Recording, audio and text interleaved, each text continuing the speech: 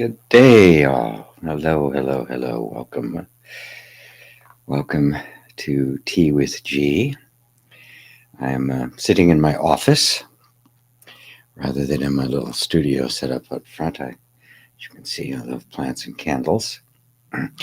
And so we're here today to discuss reality, aren't we?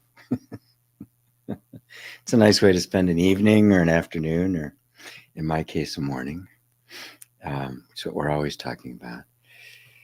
The subject that came to me, it actually came to me yesterday, which is unusual. Usually I don't get a subject to talk about until right before I'm ready to post it onto YouTube and Facebook and the various places it gets broadcast to.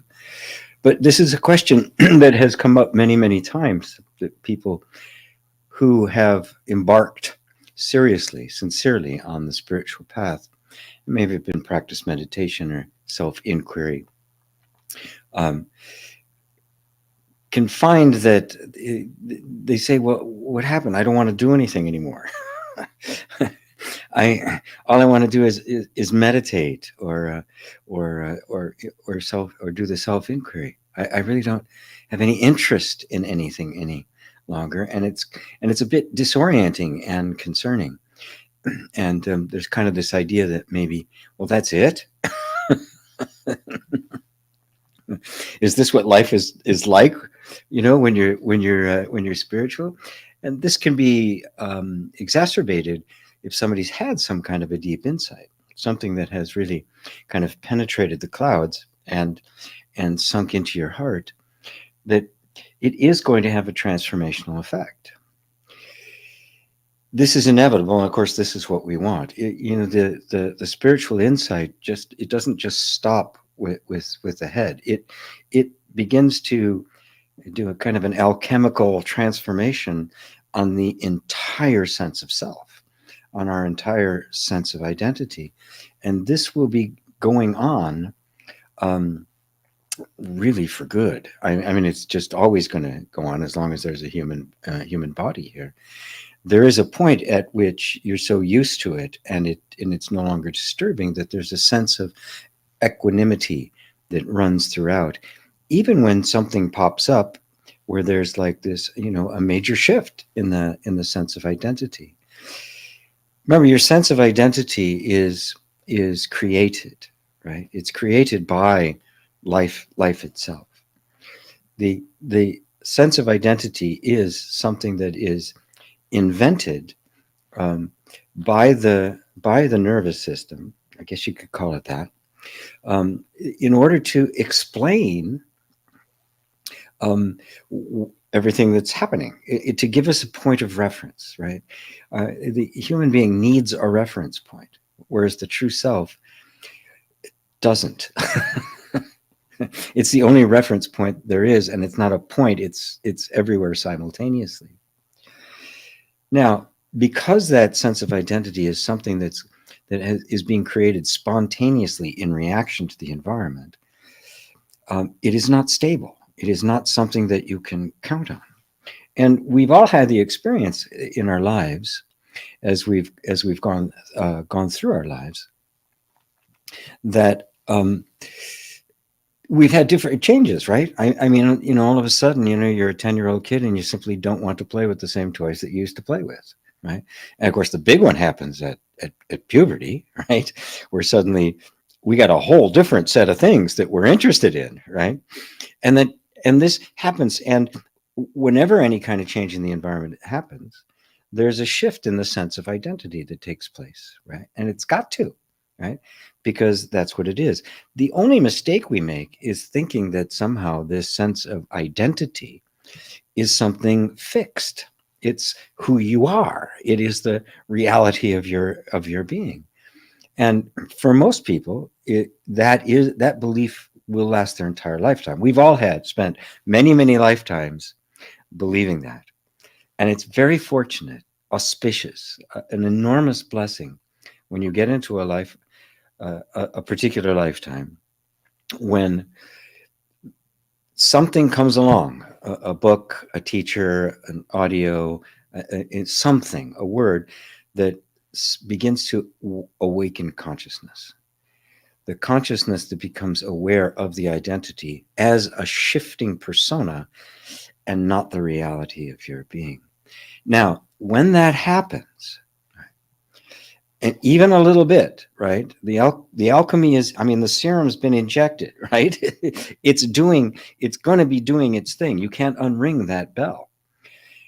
And what happens in the transformation is that all of the things that we used to rely on, our preferences, our ideas, our aspirations, our goals, our desires, they start to become transformed. Because those were all the aspirations and desires and goals and interests and friends and ambitions of that sense of self, of the persona. So they've never really been trustworthy. And, many people have been very frustrated because they've not been able to attain them. That's a whole different discussion. So as a deeper sense of yourself, the self that really is you begins to kind of muck up the waters, stir the pot a bit, you're going to find yourself not motivated. You're going to find you don't have the same energy to do something. Like, the kid who hits puberty does not have the same interests in the things that they did before. The world is completely different. And this happens so naturally in our lives that we don't question it. Why am I not liking that anymore? Although we might, right? It's like, why is that not interesting anymore? But it just isn't. And so the motivation for life begins to shift. Because remember, to the false sense of identity or the egoic mind, the motivation for life is to get, is to shore up my sense of identity. It is to prove to people who I am, is to get approval, which is, part of the instinct that we all have, and there's nothing wrong with it. But we get stuck in it. We get locked into that. We think this is what life is all about. And when the truth of you begins to emerge and begins to kind of take over, it no longer becomes about what I'm going to get. Right? The whole basis on which you live comes from what I am. I'm no longer seeking to get something. With all the attention going inside, I'm seeking myself where I actually am. And that's going to bring about a complete shift in our preferences, our interests, all of it. And at first, it may just feel uncomfortable because the things we used to be interested in aren't interesting anymore. They're just not. And there's nothing you can do about it. But nothing has yet appeared on the horizon that does grab your interest, that does begin to inspire you. If you'll just be patient, just a little bit of patience, it's not that the motivation is gone for good. It's transforming. Motivation, desire, aspiration, this is the stuff of life, right? You can't escape it, right? You know what? If you want to know what heaven is like, you want to know what nirvana is like, it's this, just as it is. Yes, they have Netflix in heaven,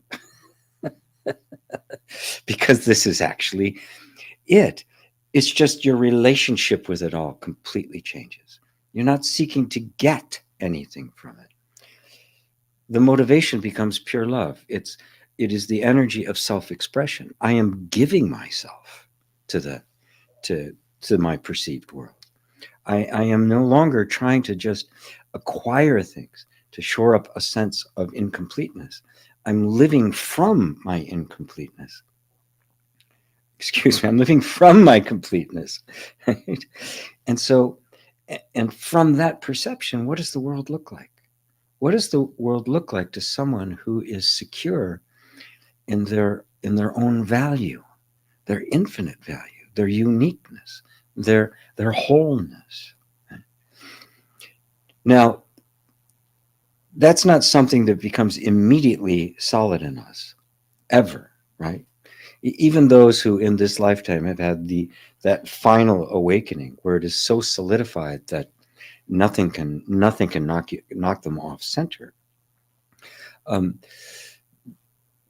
That doesn't preclude the fact that there's been numerous lifetimes prior to that where it has been cultivated, where it has been deepened, where it has been brought to the fore, where we've been, because of a new level of consciousness, we're forever engaged in consciously choosing that which is it most closely represents our true self. And so every thought that says I'm imperfect and I have to get something, I'm incomplete and I need something from the outside, you discern as it's not true. It's not actually true. And even if there's a ton of evidence that would attest that it's true, that's simply only a perception. It doesn't change the fact that it's not true. The realization that it's not true will eventually dispel all the thoughts, all the feelings, and even all the evidence to the contrary, but not automatically and not necessarily quickly. It becomes a deepening practice, and it becomes a practice in this moment. So it's not like I'm trying to get to a goal. I'm trying to get to enlightenment. I'm trying to get to full completeness. I'm trying to get to full realization, because that just projects it out into the future. Instead, it becomes, I'm living this right now. When I sit to meditate, I am meditating as the perfect divine being. I am meditating as the Buddha mind. I'm not meditating as somebody trying to get to the Buddha mind, right? Because if you are doing that, then all you'll be doing is reinforcing the idea that you're something other than that completeness. Even though it's a step beyond, because you're reaching for something truly grand, but because you keep reinforcing the old regimen. And the more you do that, the more every thought that contradicts it just seems absurd. Every feeling that comes up becomes something, oh, look at that. There's a very subtle sense within me that I'm not that. And it gets embraced and transformed by love. So everything gets transformed. Enlightenment is about redemption. It's about transformation. As Suzuki Roshi put it so beautifully, so there are no enlightened beings. There are only enlightened moments. You can see that there's no place, no destination I'm trying to get to. Right? What I'm really doing is I'm engaging with life in a different way. Suddenly life isn't so very difficult. Life isn't against you. Right? You see everything that feels like it's against you is simply nothing but habits of thought that have been practiced for lifetimes. Right? The vasanas, they're kind of grinding along. And I don't even have to get rid of them. I just have to see them, recognize, oh, that's what it is. That is the grinding habit patterns. There it is. I see it, and it's not me. And you can just kind of let it run its course. But eventually, it becomes flat or bland. Eventually, your human life begins to reflect that in greater opportunities and greater creativity, greater abundance, much more deep and intimate relationships, as the defensive mechanism comes down. And that's all the persona is. It's defending, right? It's defending against exposure.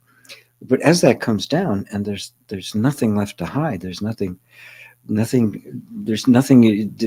needs to be exposed, all your relationships become more intimate. Life becomes more celebratory. I was having dinner out last night by myself, and I had the most wonderful conversation with the young waitress who was serving me. Just utterly delightful. Now, I'll never see her again in all eternity. But just that moment was just sweet. Right? We connected over the fact that we were both left-handed. It was just a wonderful little conversation. Just made the entire evening for me just absolutely pleasant. Just absolutely, I don't know. It's hard to say. It's beautiful. It was just simply a beautiful moment. Out of the everyday, mundane kind of stuff, a beautiful moment emerged. And I can appreciate it as a reflection of my completeness, of my capacity and desire to share myself with others. And That's how our motivations become transformed. It goes from trying to get to from just needing to give. I mean, isn't that love? Right? When you love someone, don't you just want to give? You forget about you, right? Right? You're so absorbed in this expression of love that you don't even enter into the picture, and that it's so satisfying. It's so big. It is so extraordinary. This is what life is about. So if you go through a period of time where it seems maybe dark, where it seems like your life is completely out of sync with this new sense that is beginning to emerge, the answer it is, right? It's in sync with the old you, right? But if you don't get discouraged, if you don't try to run back or try to make something happen, if you just can wait it out, do what you need to do in the world, and just kind of continue to deepen it, eventually all your experiences, all your friendships, all your relationships, all your everything you do, your aspirations and your desires will begin to reflect more and more the reality of you, and that which is not you will begin to fade away more and more, and your life will reflect that. Right? This is undeniable, right? Your life will reflect it. It's not. You don't need to have the life be good in order to get here, but once you get here, life will become good. Not in the way you think before you get there, because we have very different ideas about what life should be until that sense of self is transformed. So, I think on that note, I'm going to go and say hello to everyone and welcome you all once again to my office. I don't have a living room anymore. It's all just cameras and lights. So I put the couch in here, and this is kind of my little corner of the world. And sunflowers were on sale at Trader Joe's, so it is sunflowers today. So I even have myself a little lower in the screen. I needed to get the frame up so I could get the sunflowers in it. So let's see here. Hello, Merck. You were here nice and early. Sunny Sweden. Love it. Love it. Well, of course it is, right? In Sweden now it's like almost 24 hours of sun, right? I mean, the sun never really drops below the horizon. There's Rosario in Madrid. Let's see. Hello, Ava, my buddy in Poland. There's Robbie in Romania. David in Elaine. Hello to you. GP, can we participate? Says Hassan. Of course, you can ask questions. Yes. Yes. If you sure, that's what the chat is for. Ask any question you like, and there is nothing off limits here. We will talk about anything that's important to you. It doesn't have to be lofty and what quote unquote spiritual or non-dual, because that's the foundation by which we engage with human life. Remember that there's really two phases to the whole spiritual journey. There's phase one is always the inward path, right? Not this, not that. It is the inquiry.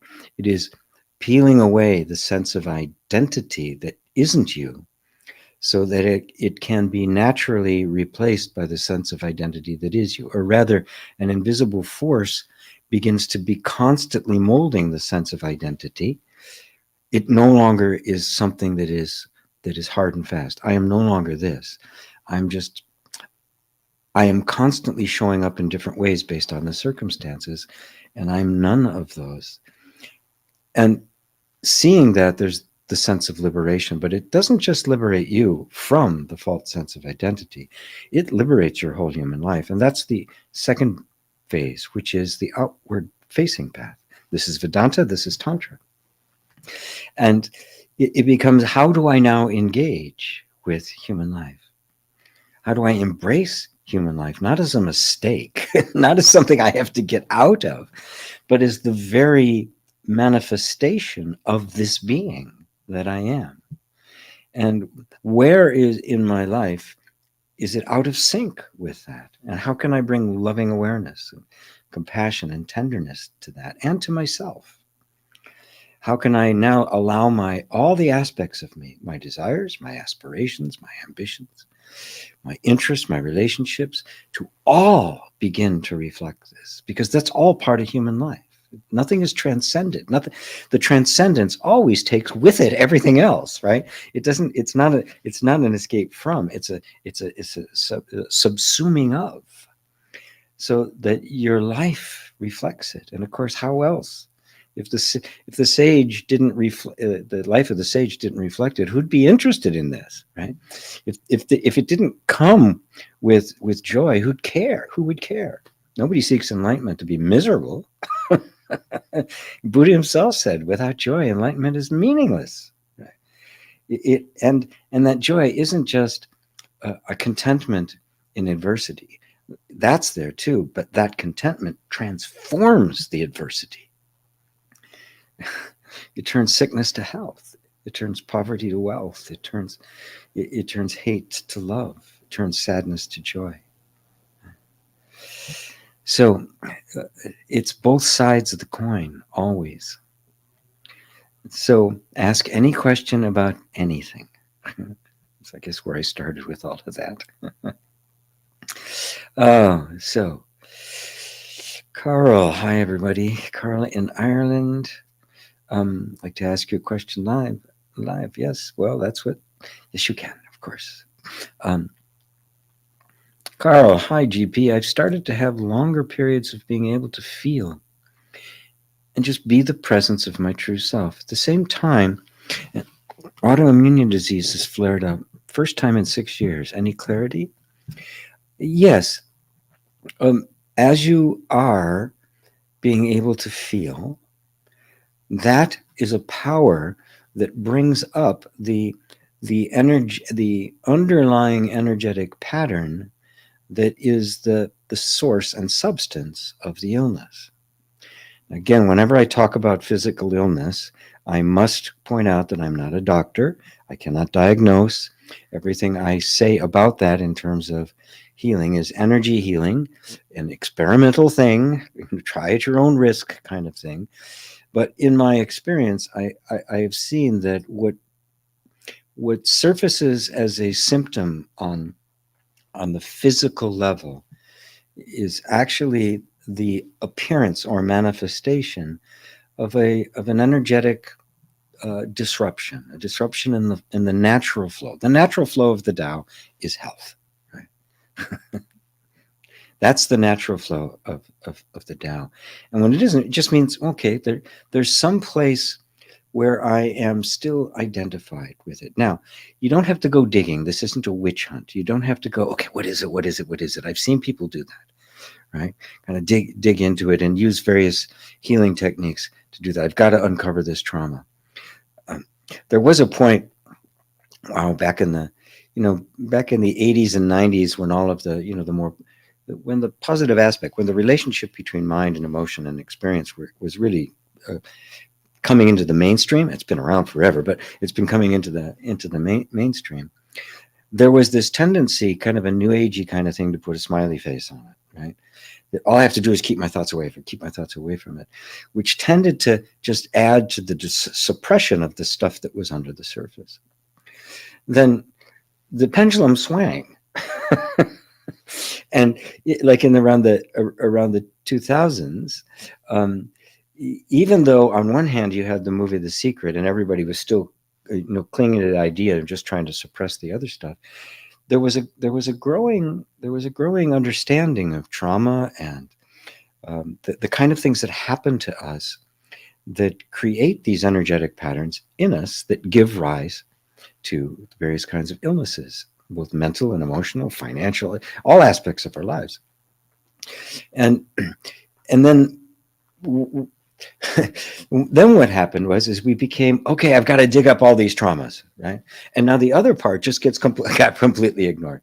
And so it became this, I dig up one thing after another. Is there any end to it? And I would hear that, right? Is there any end to this, right? Well, so it's a balance. It's a flow between the two. So my way of of kind of bringing up to the surface the things that need to be healed are through staying with the sense of presence and being and creating an increasingly safe and loving place within me for me to be myself. Because it was that absence of the safety to be yourself that created the block, the thing that kind of squeezed the natural flow of the energy out of shape, trying to and really trying to keep it contained, which you can't really do because it's natural flow of energy. It's got to move. That's what it does.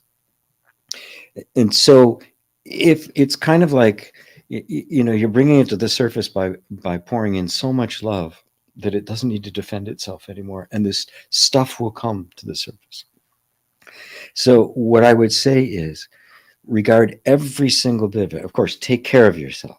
Do whatever you need to do about that. I highly recommend tapping for it. It has actually been shown to have a very powerful effect on autoimmune illnesses. So that's something definitely to do. But at the what this does, and the reason I use tapping is because it creates an inner environment of safety. This, just through touch, right, creates a sense of safety. It communicates safety through touch to the body, bypasses the mind. The mind is just going, what? This looks so weird. The body's going, oh, wow, this is great. And if you want proof of that, just tap the head of a dog, right? Right? Just tap, right? And actually, kind of down his snout, the snout a little bit. Every friend of mine who has a dog that I go over, they're putting their head underneath. They automatically respond to it.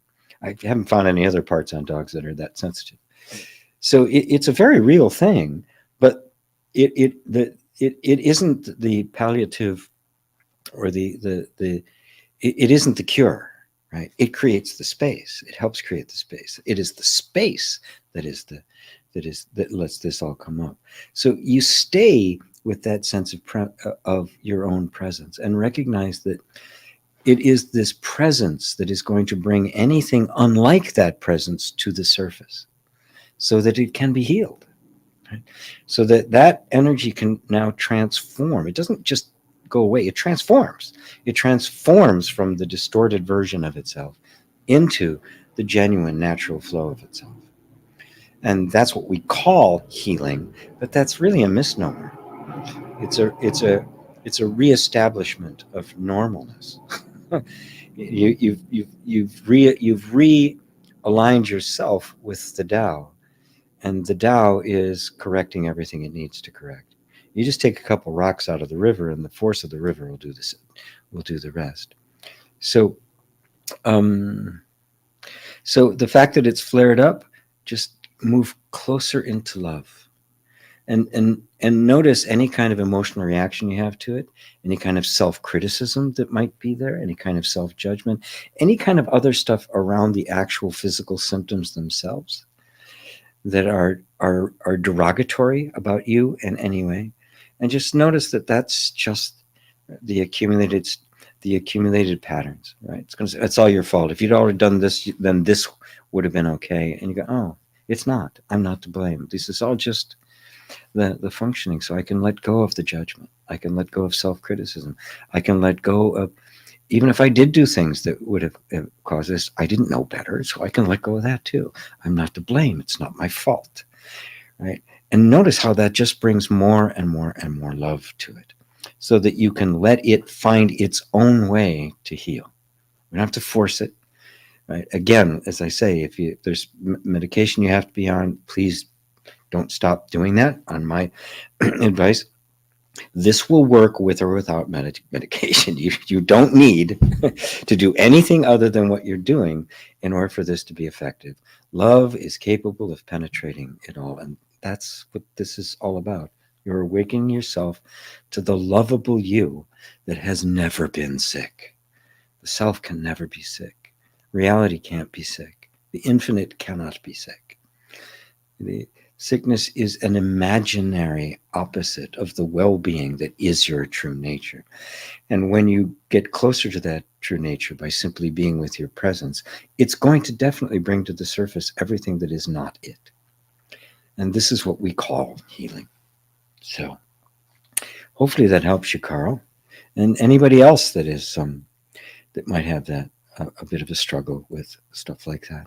So oh, let's see. Ida. Hello, Ida. Love to you all from north of Norway. Wow, way up there. So much gratitude for you, GP. Oh, and me for you, Ida. All right, Hassan. It's normal sometimes on the spiritual path when you're close to a profound discovery, a disease may appear, maybe for you to transcend the suppressed emotions. Anything can appear, all right? We just have to remember that it is the clearing out, it is the cleaning out of any energy that contradicts who you really are. It is not an accusation, it is not a judgment, it is simply the accumulated effect of lifetimes of unconsciousness, which consciousness is now. Consciousness is cleaning itself, right? The light has been turned on the dirty room, and out come the brooms and the mops, and whoop, whoop, whoop, like the apprentice thing, the mops, they do it all themselves. Consciousness is healing itself. It's not even a personal responsibility. This is so important to get. I've got to find enlightenment. No, you don't. It finds you. All you have to do is allow it. Don't turn it into a personal mission. Turn it into grace. Grace woke you up. Grace gave you consciousness, which is simply consciousness awakening to its own true nature. So the burden isn't on you, right? This kind of redemption, this kind of awakening is not something you do. It is pure grace. It is a free gift. You just take it. You just allow it in, right? Oh, I'm already perfect and whole. Okay, I'll take it. And then you find that the mind goes, well, how is that? If you were perfect and whole then, and it's got all these prerequisites, but it's like, well, whatever, right? It's saying yes, despite that. Okay, I take it. And it really is that kind of childlikeness, right? He who wants to know the kingdom of heaven, let him become like a little child. It is just that absolute faith. And I say something to my granddaughter, she just, yeah, okay. She just absorbs it. We talk about all sorts of things when she's sad and she's upset about something. We have a nice talk about it. And she told me I was the funniest person she knows. And then she went, oh, no, there's Martin, my best friend. He's the funniest person I know. You're second, Papa. So I'm the second funniest person in her life. It's so delightful. So yes, don't see it as a mission to transcend. See it as a call, just simply an invitation to an even greater expansion of the love that you've always been and always will be. And it is simply something that is expanding. Our universe is expanding, right? Well, guess what? That means you too. Human life is meant to expand. It's not meant to be contracted. It gets contracted by the false sense. Take that off and you find that your life is a constant unfoldment, a constantly giving new expression. Creation is not a moment in time. It is a constant thing that is happening every nanosecond. And it's always unfolding, though, from this place that is the perfect stillness. It's already perfect, and it keeps manifesting its perfection as a constant creation. And so you have both the local expression of it, or the local inflection, and the infinite timeless reality. They coexist. They're not two. So anyway, wonderful.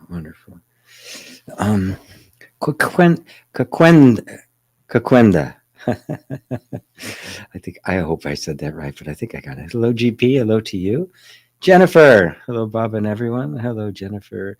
David and Elaine, thank you, G, for that lovely introduction. Oh, you're very welcome. Touches the heart, doesn't it? A lot of the non-dual teaching can actually come across quite sterile. And again, if it doesn't make you really happy, why bother? I mean, really. Yeah, I know all the truth of the universe. If it doesn't relieve the suffering, that's what I just love about the teaching of the Buddha. It was all about the alleviation of suffering. That's what he sought. Enlightenment was the means, but he wasn't really seeking that. He was seeking the answer to suffering. That is such a different thing, and he found it. It was his first sutra, the Four Noble Truths of Suffering. And in that sutra, he said, "I have found it, and I have ended suffering." I mean, wow. Okay, sign me up. I It's kind of become my ambition of late to liberate human life, and the non-dual understanding is the foundation for that, right? And but it's not the end of it, not by a long shot, right? Let all of human nature reflect that. Right? This is what is meant by heaven coming to earth. This is, I beheld a new Jerusalem, and a new heaven, and a new earth descending down from heaven. This is what it's referring to. This is the real rapture, right? Not somebody whose clothes end up in a chair without them. The literal mind. Anyway, hello, Brent. Good to see you. Thank you for the amazing workshop and everyone that attended. Oh, you're welcome, David. It really was good, wasn't it? Yeah. Replay's available. Anybody wants to partake of it? I'd love to do it again. Yeah, I would love to do it again. Because it ended up being a beautiful unfoldment, starting with the healing of shame, right, which is such a soul killer. I mean, it is a complete denial of who we are. That's what shame does. And that's its point. It's trying to deny who you are, so you have to become what the tribe, the village, the culture says you have to be, which is completely antithesis to who you are. But then it moved into that liberating the desire that the shame has been suppressing. And that desire becomes more and more rarefied. At first it can seem like it's pretty trivial or pretty mundane or pretty material, but if you just let it grow and mature, rather than shame it, you shouldn't feel that way. Well, I do feel that way, so screw you. But it develops, it becomes more and more itself, becomes more and more innocent and pure and beautiful. And the more it does that, the more it manifests itself. And so finally, the last one I called Lisa called it was her idea, from limited to liberated. As it peels off all of the limitations on us, so that the reality that we come to see gets manifested in our life as greater freedom, as greater joy, as deeper relationship, as greater prosperity, as greater healing. It's got to do that, right? It's got to do that. If it really settles into you, it must manifest itself in your life eventually. And it will. So we don't have to worry about that. That's automatic. That takes care of itself, because there's just a relationship between external and internal experience. All we have to do is concern ourselves with this. That's it. It's really easy. It's really easy in this moment. What's my highest sense? What's my highest, and what is it that would seem to block that? What is coming up that needs more and more of my love? So, I'm so glad to have you there, David. It was really beautiful to watch you open more and more as we went through each one of those different phases. It was really quite inspiring to see. Jay, there were 2 homeless families at the store I delivered to today, and this was the second time I've seen them. The thing that made me really sad was there were 3 young kids, maybe around the age of my 2 oldest. I got the kids something to eat, but I think they had a portable stove. They were cooking something, but I wish I could have done something more for the little ones. Ah, beautiful. Yes, you can. None of us has the wherewithal to eradicate the world's problems all by ourselves. But if there is this huge desire to do that, the desire itself is an energy. Right? Now, what you do is you really cherish this deep desire. It's a desire, isn't it? It's a wanting. There's nothing wrong with the desire. My God, you want to see less suffering in the world. Right? And when called on, give the man a fish, right? If you can, teach him to fish, right? That's what I do, right? I try to teach people to fish, right? So they're fed for a lifetime. And you cannot help but look at those things, at circumstances like that, without getting sad, without it breaking your heart. This is the way it's supposed to be. And now you dive deep into your own sense that the homeless parts of you, the parts of you that have been abandoned, unloved, left out of it. This isn't an ignoring of that, but to recognize that in so many ways we're one with them, that we are all one in this. And the more I can see that, the more my sense of presence, my sense of home, my sense of abundance and prosperity, my sense of wholeness will ripple out. And that is a power that transforms, right? And you can hold that for them in your own consciousness. Right? You can see them the way love sees them, the way God sees them, the way Christ would have seen them. Right? The mind of Christ did not see a sick person. There was no sick person there. I mean, it's hard for us to grasp, but I've glimpsed it enough to know that it's true. Where we would see this creature, he didn't see any of that. He saw the real one that was there, the real beingness that was there. He saw God there, and in his presence, the stuff just fell away. This is a level of love that we can aspire to. This is real love. This is real forgiveness. Didn't ask anything in return. He didn't say you have to accept me as your personal savior or believe this particular credo here. It was like the sun. It just shone on every single one, and his depth of perception and his utter conviction in it just eradicated anything unlike it, and instantaneously most of the time. So we're in that business of redeeming it. It's like in Ho'oponopono. You take it on yourself, right? So you say, okay, I caused that. Somehow, through some way of which I'm completely unaware, I caused that. So that first step in Ho'opono is, I'm sorry. Please forgive me. And to completely let go of that. So, thank you, I love you. There's a beautiful cycle there. And the story of this, the fellow Lou, I can't remember his name, the doctor, is just fascinating if you want to look it up. But this is what he did. He just took the whole thing into his own consciousness, which is exactly the bodhisattva vow, isn't it? Suffering beings are numberless. I vow to save them all. And having saved all beings from suffering, no being has been saved. It is both the beautiful, the practical, the human, embracing it, and it is this non-dual power that goes beyond the appearances. So that the bodhisattva vow isn't I'm out there trying to fix everybody. I am taking everybody into myself and redeeming them here. I'm not just redeeming myself, I am redeeming the world.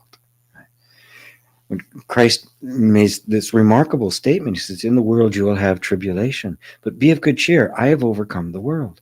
Now, if you look at the history of this guy, you go, yeah, really? How'd you overcome the world? I mean, you lived like, you never traveled more than 20 miles from where you were born, and you ended up getting executed. How can you say that? But he could, because it wasn't a world out there that he had transcended. There was no world out there. He saw it so clearly. And so we can be it can inspire your spiritual practice even more when it is for the benefit of all beings. And this is the difference between the Bodhisattva and the Arhat. This is the difference between Buddhism and other forms of spirituality. It is not for. One seeks enlightenment for the benefit of all beings because we are all one. I cannot leave anybody out because I'm leaving a part of me out. This is the Vedanta and the Tantra. The Tantra is an embrace of everything as myself. Right? This is nothing is me. This is everything is me. This is wisdom. This is love. And so just cherishing even the urge, I wish there was something I can do, taking it into your heart and letting that flower, doing everything you can to let go of any image of them as anything other than the reality of who they are. That is the power that takes it into yourself, and it will transform, and you will see it manifested in your life. And I just can't tell you how happy it is that you are moved by that, how happy that makes me, right? I mean, I want people's hearts moved by suffering so that it can be embraced and healed. And so we can see heaven on earth, which is our destiny. Hassan, when was the workshop? Well, the last one was Friday night. I did it over 3 different weeks. You should get on my email list. Just go to omschool.ca. I'll be telling you about it. The replay is available. You can go through all 3 of them. And there's some other stuff I put in there as well. I'm going to add some things to it as well because it's an idea that's unfolding to me even as we speak. Right now it's a bunch of scattered ideas, but they're beginning to congeal, and even as I'm speaking about it now, into something very, very concrete: the redemption of human life. It's really what it's about. So it's there for you, Hassan. Robin Pepper. Hello, Robin. Robin Pepper. What a lovely, happy name. Hello to you. Let's see. Hello from Sweden. There's Barbara. Hello, Barbara. There's Lisa. Lisa, wonderful Lisa. Thank you. She's in Canada.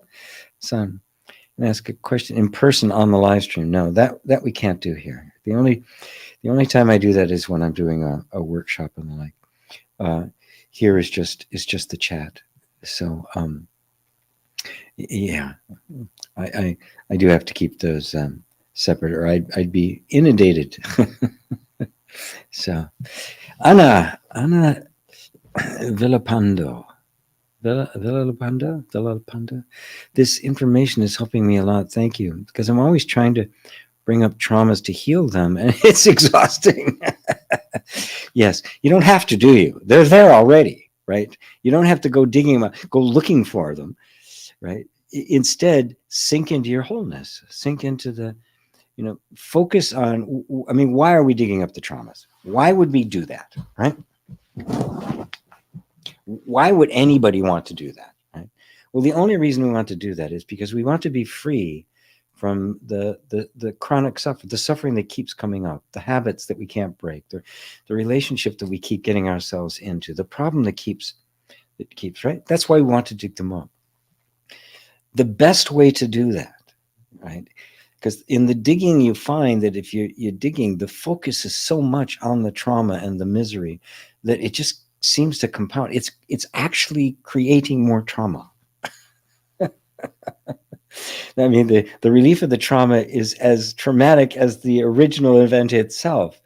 So my approach is much more gentle. It is focus your attention on what the end goal is. What's the end goal? Happiness, freedom, a greater sense of well-being, right? Now, the moment you do that, the moment you say, well, what would it be like to be really free to be, do, and have whatever it is I want to be, do, and have? What would it be like to be free to just free to want what I want, free to love what I love, free to care about what I care about? What would that be like? Now, notice the moment you do that, there'll be a certain resistance that comes up. Now it's a different relationship, right? If I'm just trying to get rid of the relationship, but remember that get rid of the sorry, get rid of the trauma. I've created a very powerful relationship. It's very evident in the vibration, but you can't without replacing it with something. Right? You need to give it a place to go to. Otherwise, the act of finding problems becomes an end in and of itself. And your mind loves that, right? It just loves, oh, a problem to solve? I'm in. I'm totally in. The idea of a problem-free life is very antithesis to the normal way we think. So if instead you like focus on freedom, what is freedom? What's it like to be free? You'll notice that the resistance to that will come up. And now it becomes twofold. One is recognizing that that resistance is not an enemy you have to get rid of or something you have to fix. All trauma is simply a part of you that was not allowed to express itself and had to go underground. Right?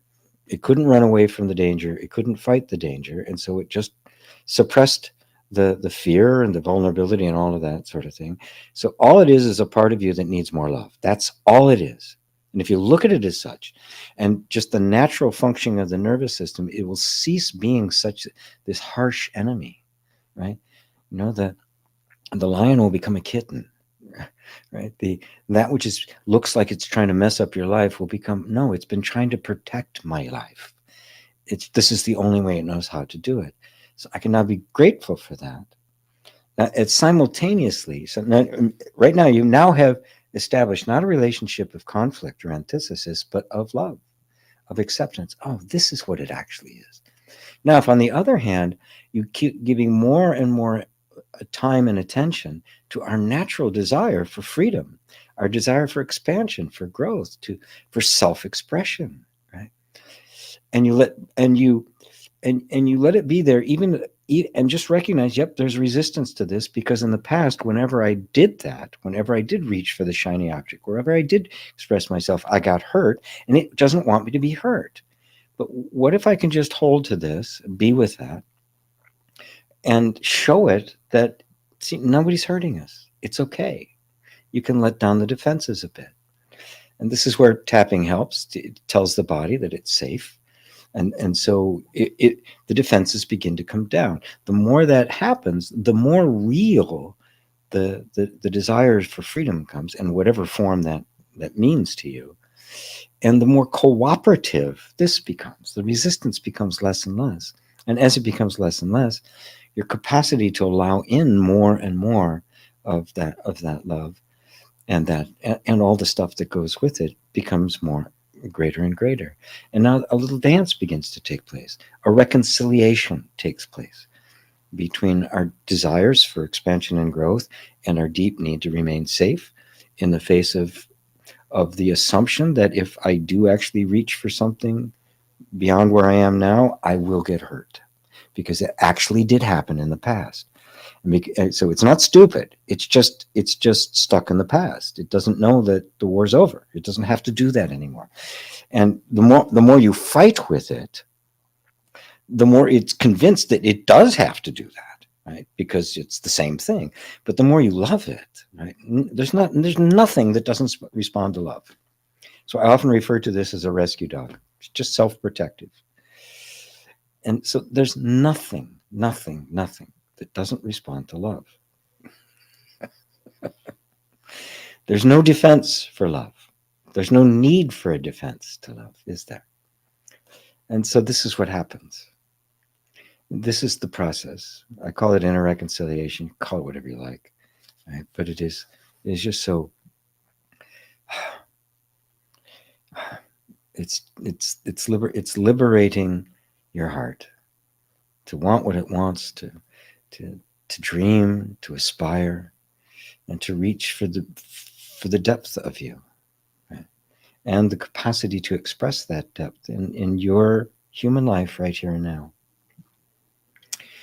So, so anyway, okay, good, Anna, great. Great, great, great. Yeah. Yeah. Hopefully I've liberated you from that. Yeah.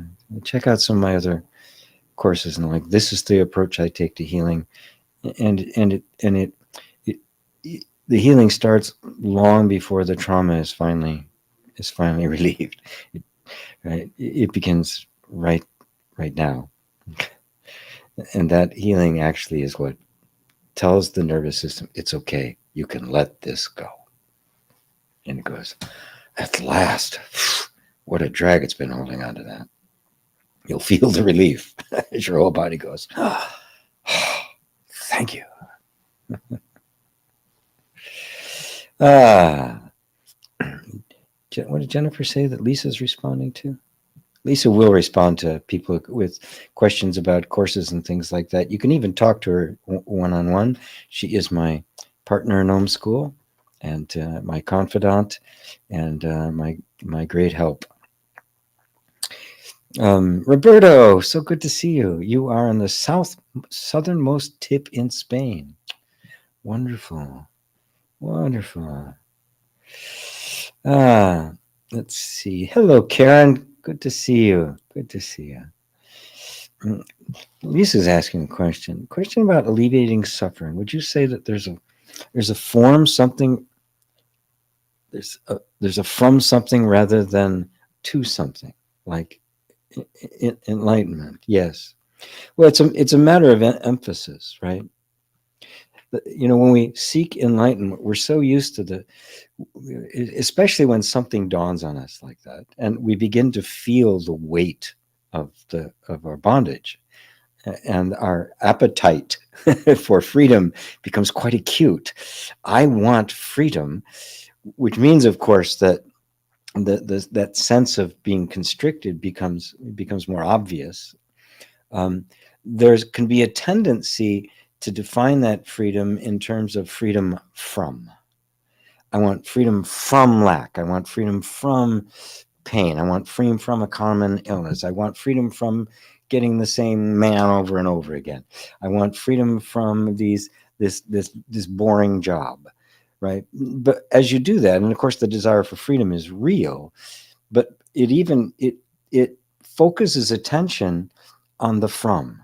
It's focusing it on all the problems. And of course, anytime you focus on something, it gets bigger, right? Whereas if you go instead, you begin, okay, well, what does freedom actually mean? Right? So if I'm framed for this boring job, what it means? Well, it means, wow, it means work I love, work that really fits me, work in which I can express myself, work in which I am appreciated. Now you can feel the difference in the energy, can't you? Immediately, this just lifts you up, and this pulls you down. So you can't build a happy future out of a miserable present. You can't do it. So the more we are just imbibing and swallowing and taking and immersing ourselves in the potential of freedom, the more that becomes our reality, the more that we begin to resonate with that. This becomes less and less important. It becomes less and less significant. There's an internal alchemy that takes place. There's a shift in direction, a shift in focus of attention that really takes over your whole life. And wherever you put your attention is going to determine the quality and character of your life. I mean, it's all perception, right? So wherever you put your attention becomes the dominant energy, the dominant flow. It's kind of directing the Tao.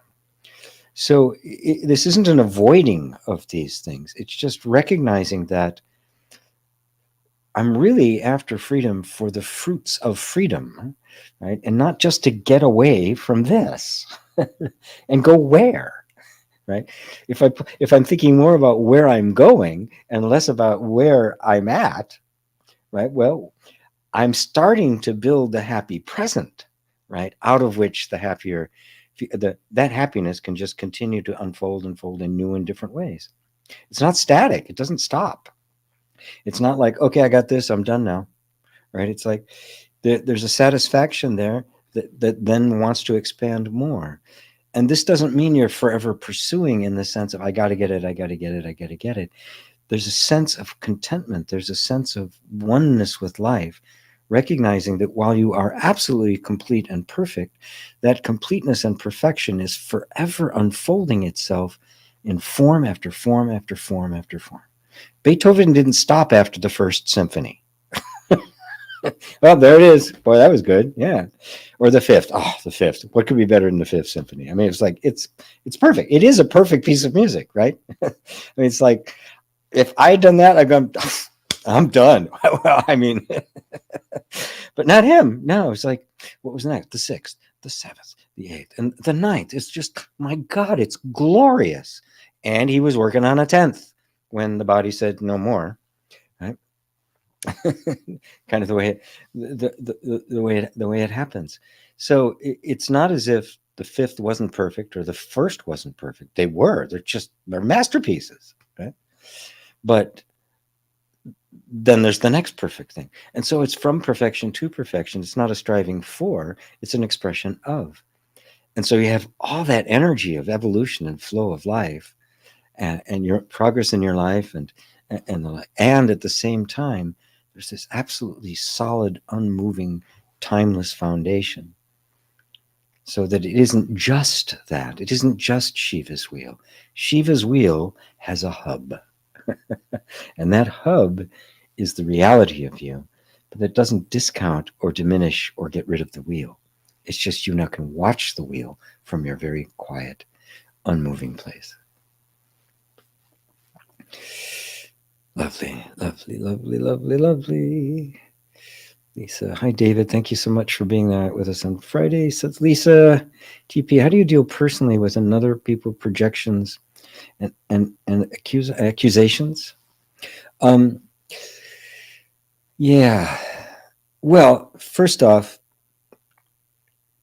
try to recognize that people throw dispersions, criticisms, and the like, not on you, but on what they think of you.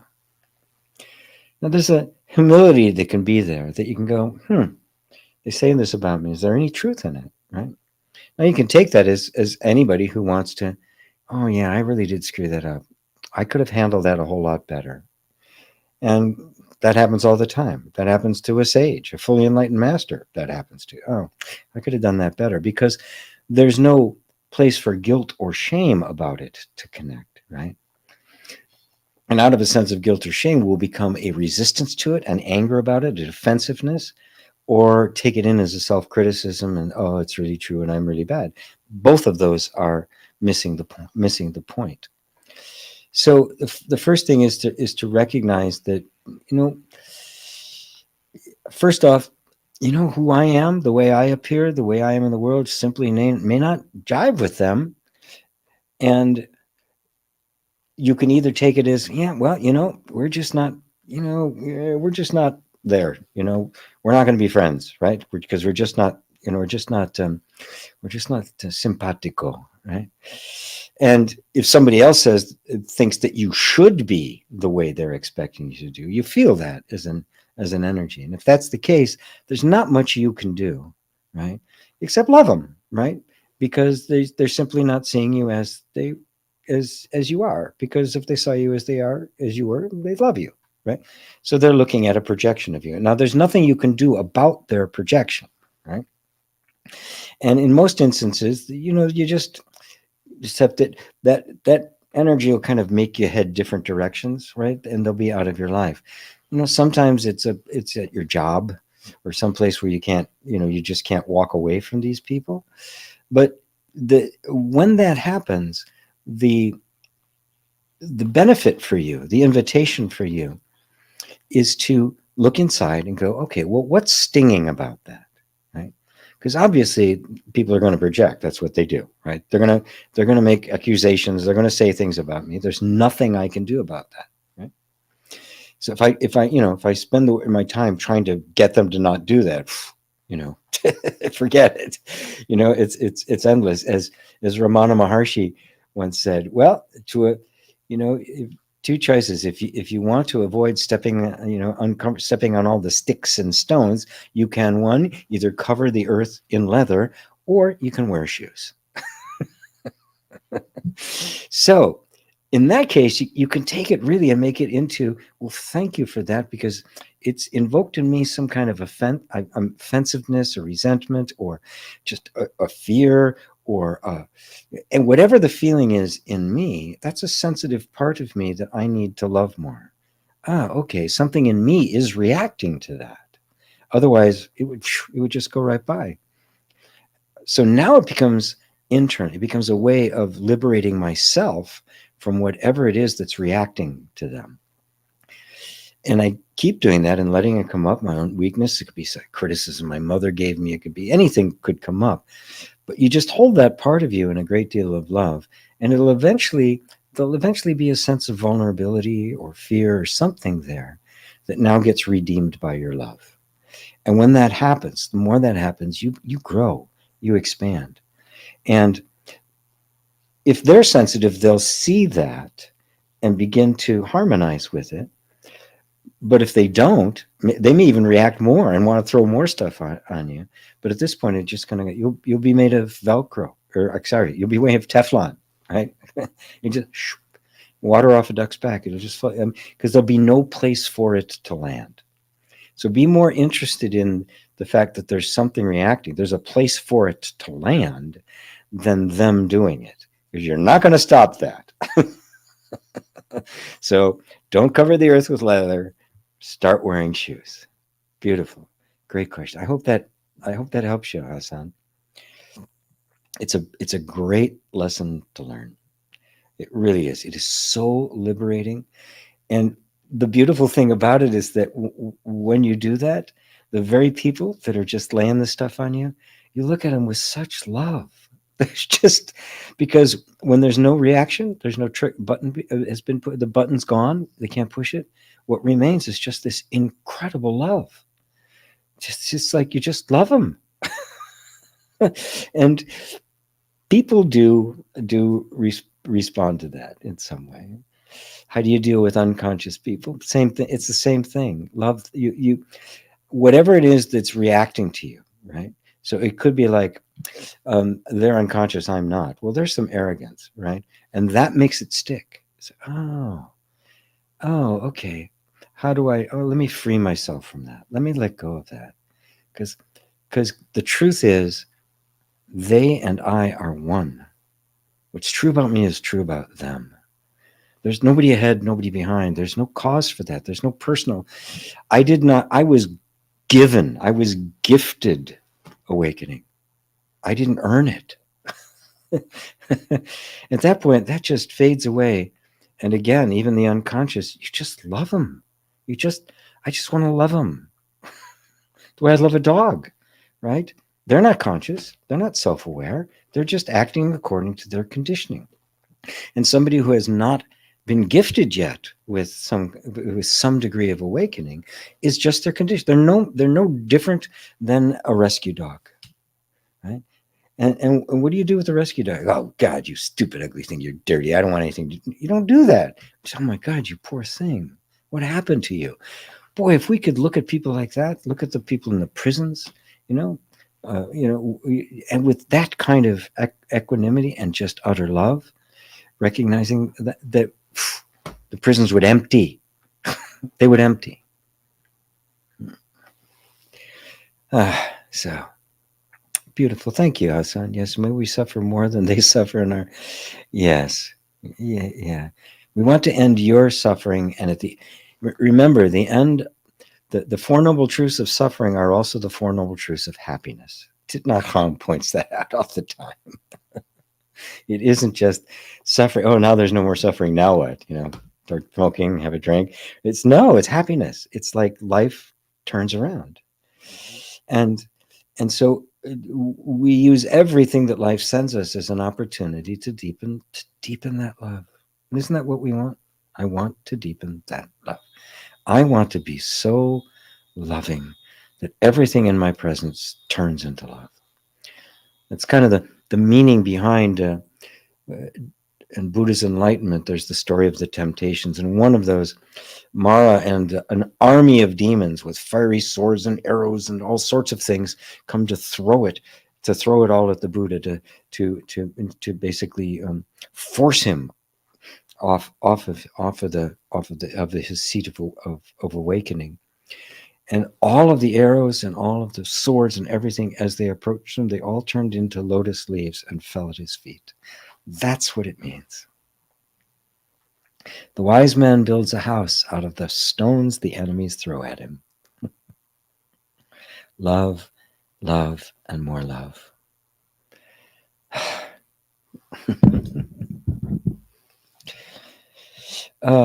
Let's see.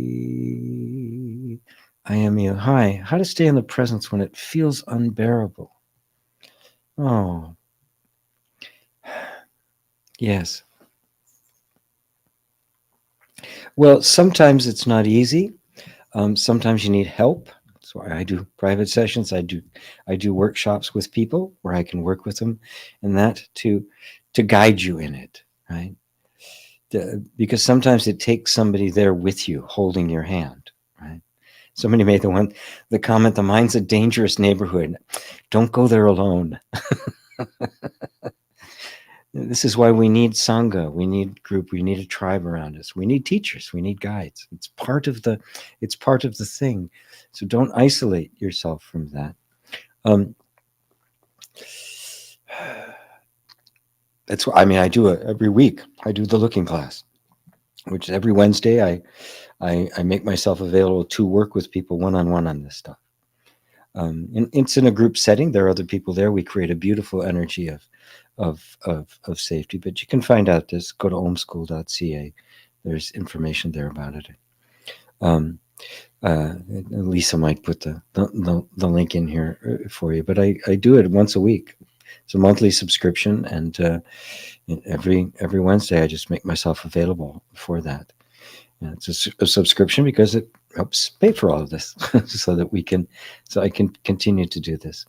And so, but let me say something for you right here and right this moment, right? Let's not put it off into the future. What can I do? But right this moment, just whatever feeling is there, can you say yes to it?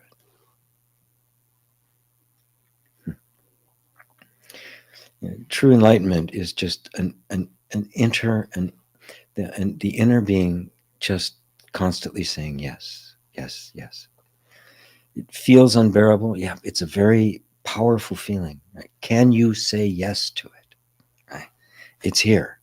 At least say, if not say yes to it, I really don't want you to. Can you at least say, okay, you're here? just yes, you're here. Right? I wish you weren't here. I can say yes to that. I wish it was easier. I can say yes to that. These are all feelings that are there, aren't they? And now all of those are part of the presence, right? See, when we want to get out of presence means we want to not be feeling what we're feeling, right? Presence just says, this is what I'm feeling. This is what I'm feeling. I'm also feeling like I don't want to feel it. That's okay too. That's also there.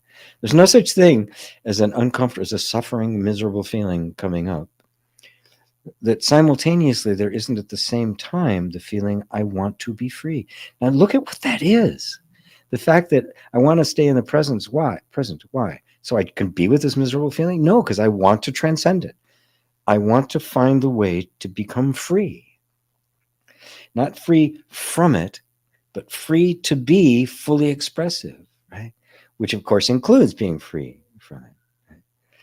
And so if you realize that right in the unbearable feeling is an equally intense desire, totally bearable, for freedom. They come together, right? Every stick has two sides. And whatever's feeling unbearable, it means that the desire for freedom is that strong. So recognize it as such, right? That it's not just, I got to get rid of this. It's like, I have a yearning for freedom beyond what I can even imagine. And I know how deep that freedom, that desire is. because it's the equivalent of how unbearable this is. Why is it unbearable? Because my desire for freedom is so strong. Now stay with that, and you're present, because you're present with both sides of the stick. So now it becomes, where do I put my attention? Right. All right. See, sickness, lack, these unbearable feelings, there's no source to them. They're not coming from true being. They are the imagined opposite of what is here, which is abundance, which is health, which is well-being, right? That's what's really here. These are a negation, just formed in the imagination of the mind. Nothing to worry about, nothing to be gotten rid of, per se. They'll naturally begin to dissolve into their real nature, which is freedom, abundance, health, well-being, truth, love. Are you following that? Right? So you can see right in the uncomfortable or even unbearable feelings, there's a desire that's really being, it's exploding, isn't it? Your desire for freedom is just overwhelming, isn't it? Put all of your attention there, that's all it means. It means my desire for freedom has become so strong, it cannot tolerate anything else. And then you love it. You just love the moment. Love your desire to even be present, your desire to transcend, and to leave nothing behind, to redeem every part of you that isn't loved. Does that help? I am you, and I am. Wow. That helps everybody. Jay, thank you for that, G. The kids seemed to be happy with whatever they were doing in the moment, and almost seemed like a little family gathering to the two families. Beautiful that you can see that, because family expresses itself. It just does. There's a camaraderie among the homeless. Now, I'm not condoning it. It is a social ill. It is a reflection of a culture, of a society, of an economic system that has lost its foundation in love. Right? Right. So this is not a condoning of any of that, but just notice that even under the most dire circumstances, love, freedom finds a way to express itself. I was just happy to see the kids get excited over goldfish and Reese's cups, and one of them wanted me to honk the air horn. I'm glad I was able to be part of that joyous moment. Oh, wow. Wow, wow, wow. Yeah. That energy that you gave them is power. It's not just a moment, it ripples. It doesn't stop. That is an energy that you have just exuded, which is now out doing a work. It is not something went and then faded away. The source of that energy is love and your own yearning, right? And so that yearning to love and to see love everywhere and to see everyone's freedom as your freedom is still out there working. It is healing, right? Believe me, you may never see the result of it, but it is healing. Oh, my beautiful people. You guys touch me so much.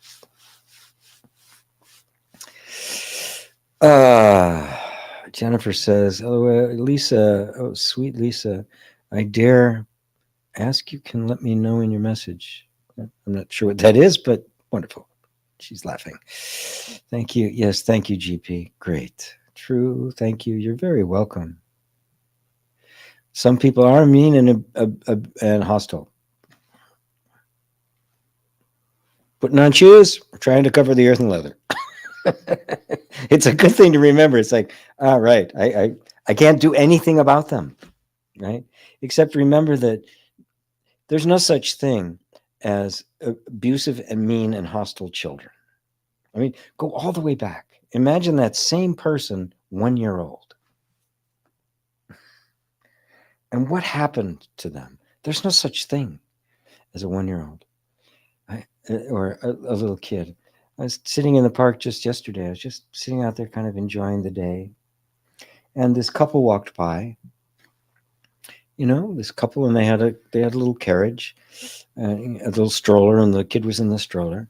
And as they walked by, the little kid, right, this off the, you could see him. It was just the cutest thing to see. And it's like, just curious, he's just looking at me. I mean, hostility, mean, nothing. Just now, what happens if you recognize that the things that caused all our problems, our traumas, our fears, those times when we've been mean and hostile, and now regret it, right?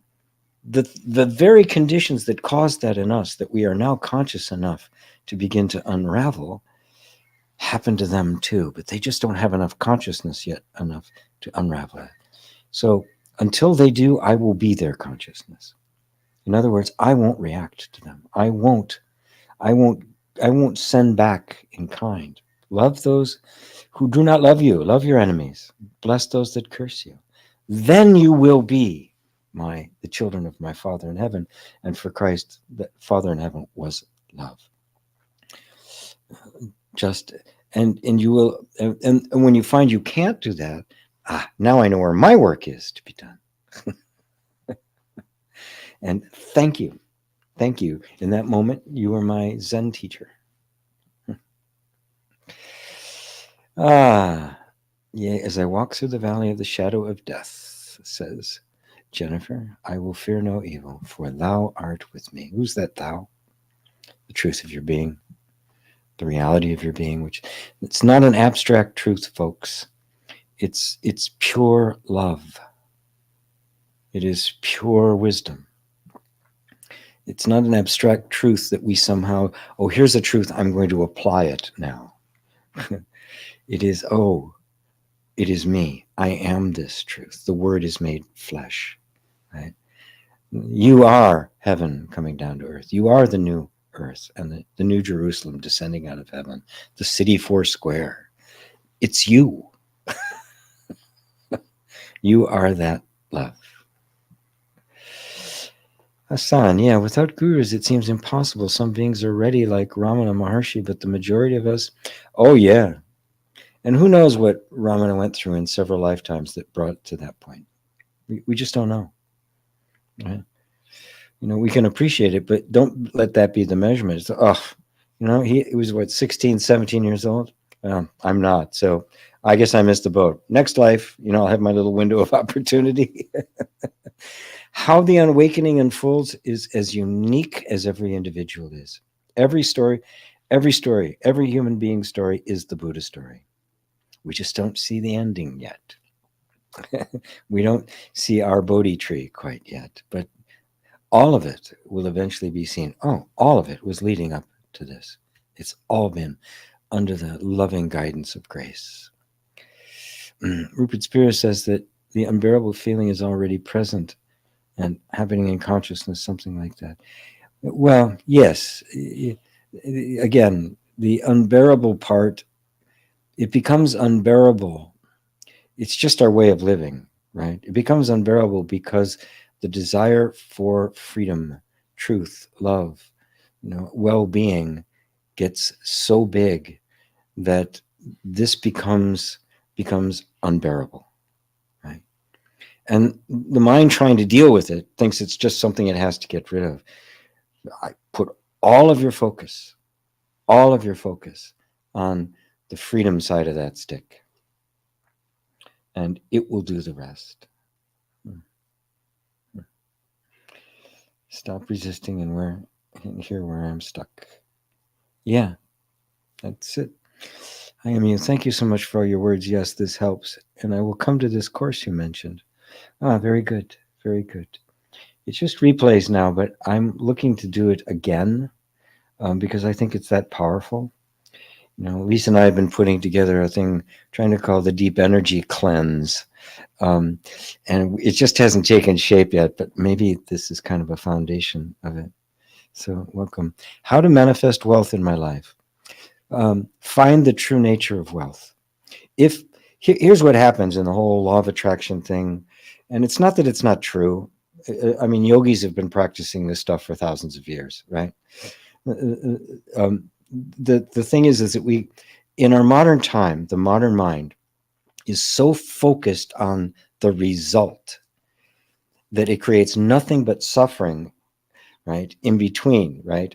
Here's the result. When I get wealth, then I'll be wealthy, then I'll be happy, then I'll have all the right stuff, then I will have freedom, which means right now I do not. And where's the predominance of the focus? It's on the fact of, it's on the feeling of lack. Now, as I said before, you cannot build a happy future out of a miserable present. You can't build a wealthy future out of an impoverished present.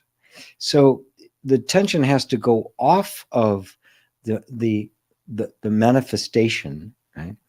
Which is, of course, it's another confusing word, because we think of the manifestation as the thing, the money in the bank, the lover in my bed, the dream job. But the very desire for the depth of what we call wealth is itself a manifestation of the reality of wealth. And the word wealth and the word health both derive from the same root word in Old English, which was weal, which simply meant well-being. The commonweal, right, which came in the Commonwealth, right? But you hear that phrase commonweal, it's archaic now, nobody uses it, but that's where it came from. The commonweal, the common well-being. When you see it like that, it's a beautiful thing. The common interest in our mutual well-being. Pretty good. I think that's a good model for a culture, don't you? So if you realize that what we're really craving is the sense of well-being, but because of just the way we've been conditioned and trained, because of the very materialistic society we live in right now, wealth has become to mean the sense of well-being is attached to some set of conditions. And therefore we pursue those conditions. And pursuing those conditions from a sense of lacking of them, the only thing they're going to do is stay exactly the same distance away, because what we're really doing is asserting our lack and hoping somehow through some miracle that it's going to be fixed by conditions. But if you realize a manifestation is not a thing, it's not a cause, it is the result of something. If you want to manifest wealth, you must find the source of wealth within you. The kingdom of heaven is within you. It is not out there. You must find it here. Which means that if you can assume it's there and see that it's not so much the physical wealth, because why do you want wealth? Why? You want freedom? You want happiness? You want a sense of security? You want a sense of well-being? You want a sense of possibility? You want to have more vistas open to you, right? That's what it means. Now, can you not have any of those things, right, without having to have a particular set of circumstances? Can't any circumstance? I mean, if you're having a conversation with a friend and it's really meaningful, it's rich, isn't it? Well, there it is. There's wealth. Now, if you recognize it as that, you recognize it in its substance. And the more attention you give it, the more it will expand in your life. The more attention will be on the well-being that's actually already here, the less on the lack of it, which means that sense of well-being will just continue to expand to the point where the wealth in terms of money, right? It may come, you don't care anymore. You've got what you thought that was going to give you, right? So you're there. You're already there. And of course, if you're there, it's going to manifest out there in the world in some form. It can't help it, right? Because what's out there is a reflection of what's in here. When we think that what's out there is the cause of what's in here, then we're forever chasing that. And we're forever just manifesting misery upon misery upon misery upon misery. Is that clear there? Toby? Tabby? Toby? Tabby? Not, it's a little small on my screen. He says, I am happy with my present circumstances, like the house, kind of money I'm earning, just respectful behavior of my daughter. Make sure my boy is not rich but content. How are stories changed? Okay, this is really good, right? I love this because if you start with that contentment, right, and you'll see that it is completely natural for no matter where we get in our human lives, there'll always be more. Always. Like I said, Beethoven didn't stop at the first symphony. He did 8 more of them and was working on another one, right? Which would have been magnificent based on what he did with the string quartets and the like, which is where he would try out different ideas before he put it into a symphony. I can't fathom what it would have been, but my God, it would have been off the charts. All right, maybe more than human consciousness could take. So he had to move on to somewhere where they could get it. But so you can see it's perfectly natural. Yeah, I'm really content with this. Right now, if you turn this into a sense of this is lacking, I need this now. Right, you see what happens. There's the disconnect. Right, so how our scripts can be changed, who's accepting in me and who's not accepting, who's watching. Very, very, very good, very good. Yes. So what it is, you just accept the fact that your nature is contentment, but contentment is not just a static state. It must express itself in contentedness, in manifestations of contentment. Right, so your disrespectful daughter. I love that. I'm just wondering what's going to happen to my granddaughter when she gets to that age. It's like, oh, this is very interesting. Yes, and the fact that you just loving her anyway, you've got it. Now just put attention on to whatever the new level of attainment is that you're after, which is always going to be there. When this body finally gives up the ghost, and goes and melts back into its elemental forms, you're not going to be done, right? I fully expect my life to be an interruption to my ongoing plans. I'm fully expecting that, right? I'm not expecting this to be tied up in a neat little bow. I'm going to be midstream on something I'm really into, and it's just going to be, gee, time out. But all right, just completely surrender to it. So now your other question probes more deeply is, well, who's watching? Well, you. Who else? Right? It's the real you, consciousness, that is beholding this. It is the real you that is beholding the increase in the desire and expansion and growth. It is the real you that witnesses the expansion of the universe. Now, the real you is neither expanding nor contracting. It's dimensionless. It's timeless. But the manifestation of it is forever expanding because it's inexhaustible. The sheer magnitude and quantity and quality and character of the forms that give expression to the infinite self has no limits to it and is never static. Have you noticed? Life is not static. It never stops moving. This body is a constant replenishing, right? That is maintaining it constantly. Like, the screen you're looking at me on right now, right? It looks like it's basically static. You can look at the characters and they're static, right? It's not. The image on the screen is being refreshed 60 times a second. It's faster than your eye can see it. And so for your eye, it appears to be just this static thing sitting there, like the picture, the flowers behind me, or anything around it. It appears to be, but it's not. It is a constant creation happening so fast that we can't fathom it. This is the nature that's always happening. And guess what? It's never the same. Every nanosecond, it's a different deal. It's just to our level of perception, it appears to be changing slowly, which is a good thing because, you don't want your cat to become a car.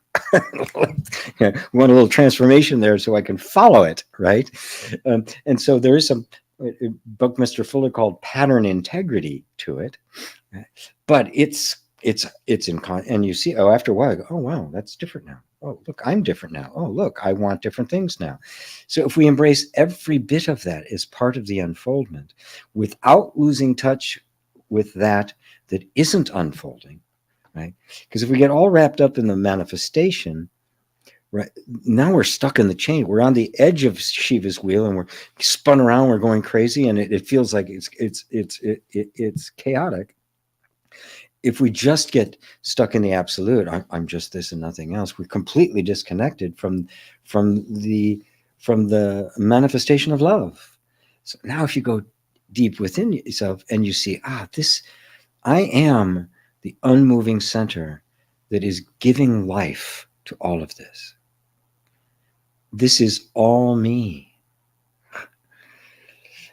Let me read to you. It's my favorite quote right now. Let me read to you from, let me bring it up here. It is from the Upanishads. And the Upanishads were regarded as the pinnacle of the Vedas, which are some of the oldest writings, maybe the oldest ever. They're the original teachings of India, out of which the entire Indian philosophy came. The Upanishads were kind of regarded as the crown jewel and the essence of non-duality. It was from here that Shankara, who became the father of Advaita Vedanta, drew his inspiration, as did the Ribhu Gita and all sorts of other things came from here, right? Even Buddhism, because the Upanishads were just slightly before Buddhism. I mean, it was just kind of this blossoming of consciousness.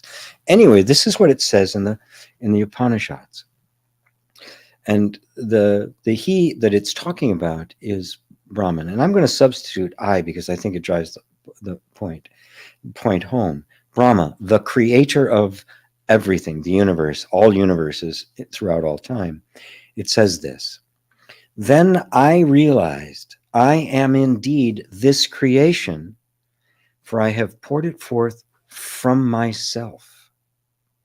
In that way, I became this creation. Verily, he who knows this becomes, in this creation, a creator. I mean, wow. Wow, full stop. This is, I heard Joseph Campbell quote this. And so I had to look it up and make sure I had the right, and that he quoted it exactly and beautifully. And he made this comment about it, which I think is just really adds to it. He said, that's the clincher. When you know this, then you have identified with the creative principle yourself, which is the God power in the world, which means in you. So this perpetual unfoldment is Brahma, or yourself, saying, this is me. All this creation is me, for I have poured it forth from myself. And so now you are directly connected with the infinite source of all manifestation. And you see that the manifestation and its source are not two, and you cannot possibly separate them. And the manifestation appears in the human life as a desire.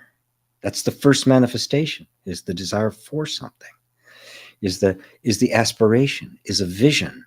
It's a bigger picture. And if you haven't noticed, no matter where you are, there's always a bigger picture. There's always this, right? Now, if that's received from a place of lack, I'm going to see this as painful rather than the unfoldment of simply the next phase of my life, and not just my life, the next phase of the universe. This is the universe expanding. This is Brahma expanding. This is God expanding. This is the goddess expanding, giving birth out of herself, right? The goddess, the male idea is the God who makes things. The goddess is out of herself. The universe is herself, created out of herself, made of herself. So, how's that? How's that, Toby? I feel totally aligned with what you're saying. Many thanks. You're welcome. Beautiful, beautiful, beautiful. Muji says the only wealth is the wealth of being. Yes, it this true substance of all wealth is only to be found in being, because what else could be there? Everything else would have to be secondary. Without being, there's nothing. Now, if that being is just static, well, okay, but that being is well-being, right? It is the truth of being. It is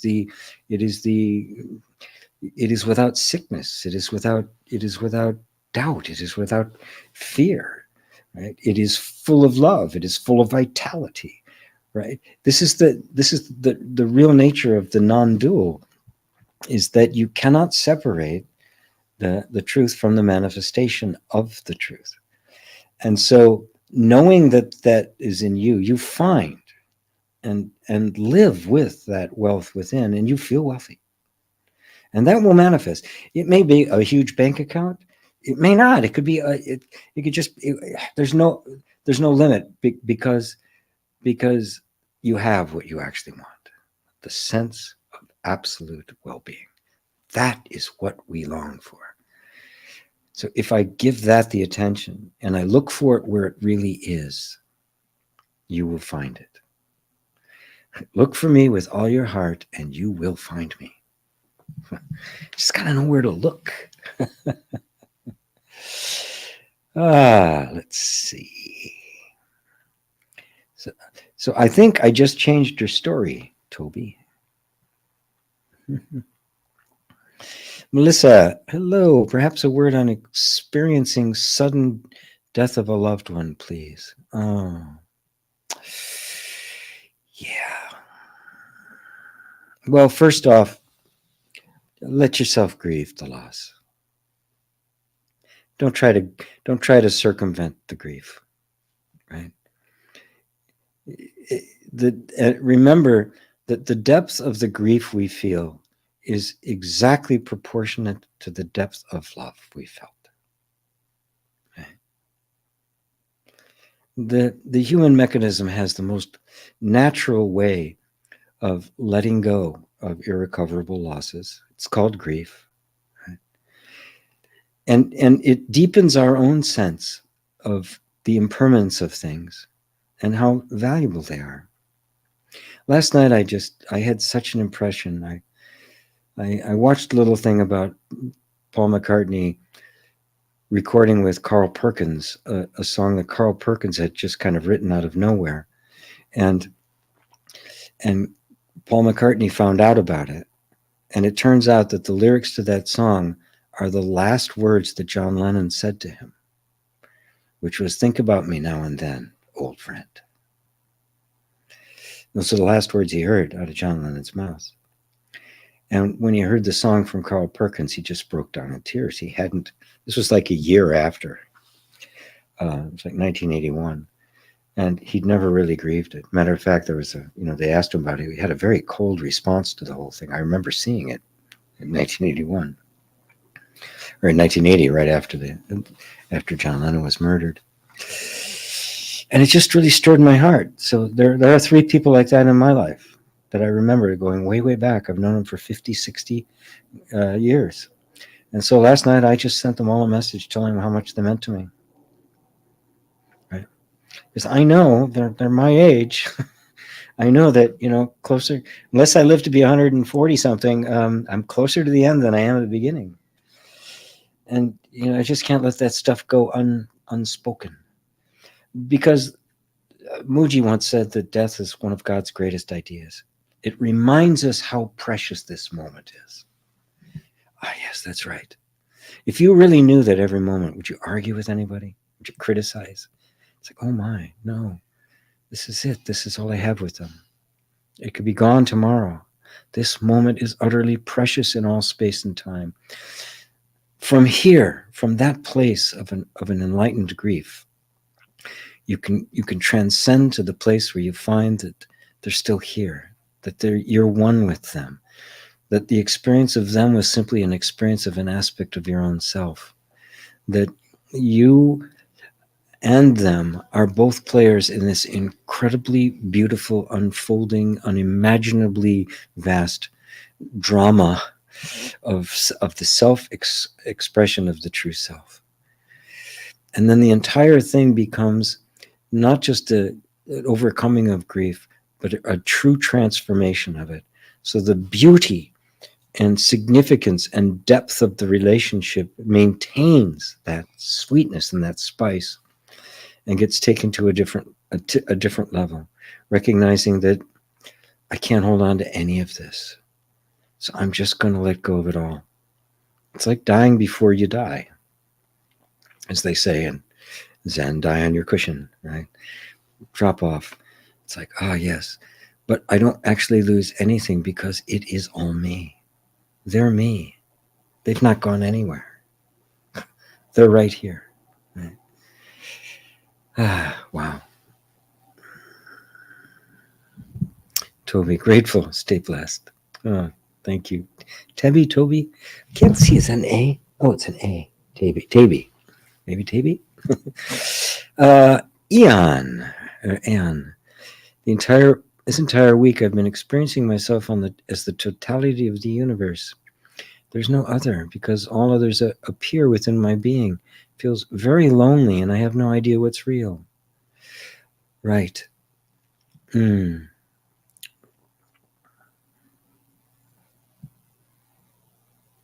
let the loneliness just pass for a second.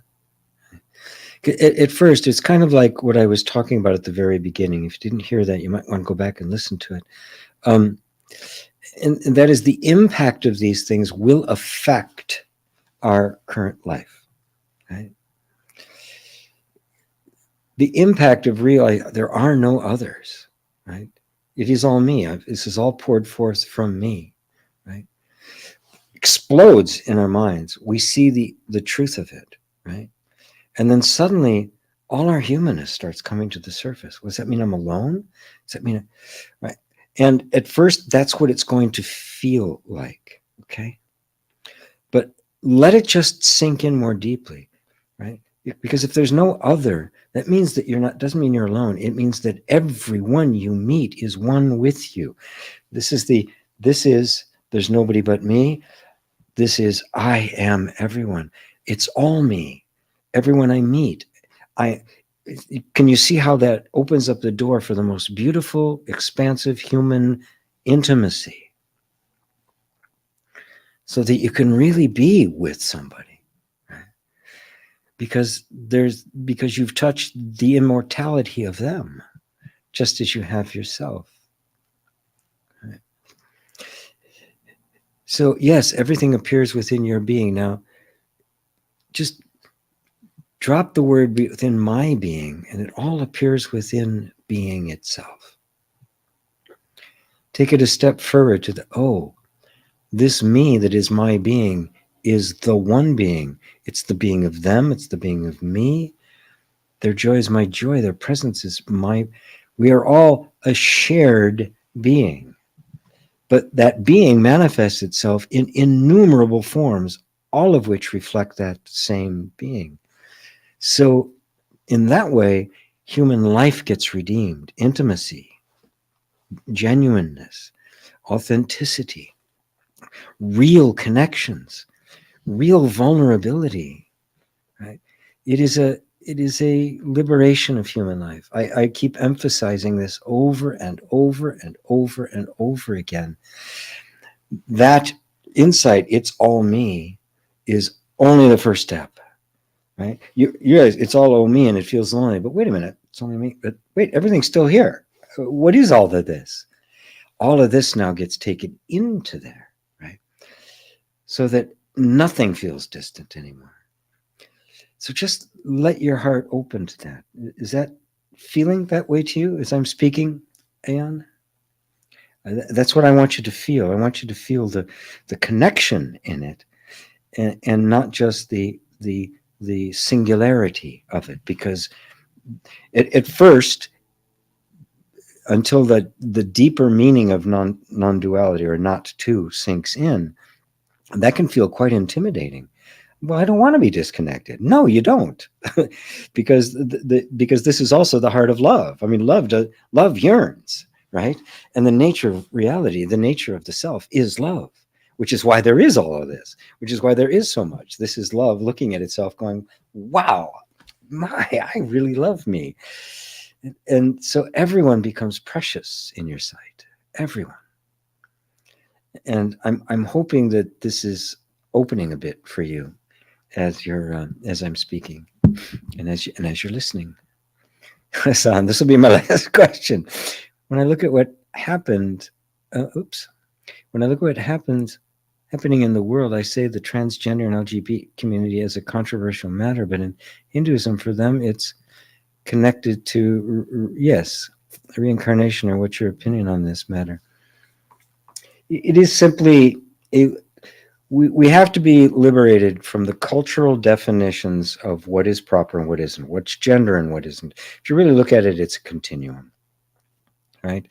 And in many Native American, as well as other Aboriginal cultures, not all, but in many, it was regarded, well, okay, well, that's just what it is, right? It's a two-spirit, or this, it happened, therefore it's natural, right?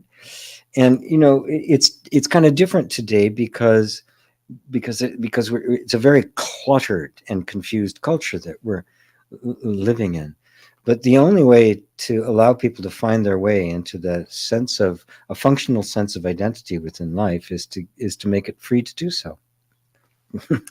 And love them no matter what, and to recognize that for that kind of freedom is a threat to certain people, and they want to bring out the big guns, slam people in the head with the Bible and things like that. This is the way it should be. It's a very primitive approach, and has nothing to do with love. It has nothing to do with Christianity or any of that. So to just, yeah, to love. The answer is always love, right?